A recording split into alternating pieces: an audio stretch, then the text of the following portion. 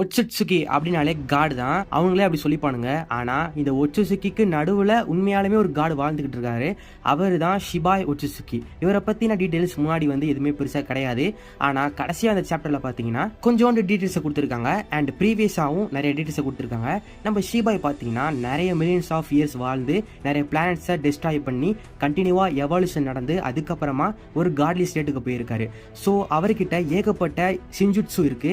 எக்ஸாம்பிளுக்கு reflection ability, omnipotence, 10 direction, கோடோட கிளா mark இருக்கு பாத்தீங்களா அது. சோ இவரோட எபிலிட்டிக்கு பாத்தீங்கன்னா லிமிட்டே கிடையாது. அவரால் மில்லியன்ஸ் ஆஃப் இயர்ஸ் பாஸ்ட்ல பார்க்க முடியும் அண்ட் பாசிபிள் ஃபியூச்சரையும் பார்க்க முடியும். அண்ட் அவர் நினைச்சா நொடி பொழுதுல ரியாலிட்டியை சேஞ்ச் பண்ண முடியும். அண்ட் மொத்த உலகமே அவருக்கு எதிராக சண்டை போட்டாலும் கூட அவர் ஒரே செகண்ட எல்லா கதையும் முடிச்சுட்டு போயிடுவாரு.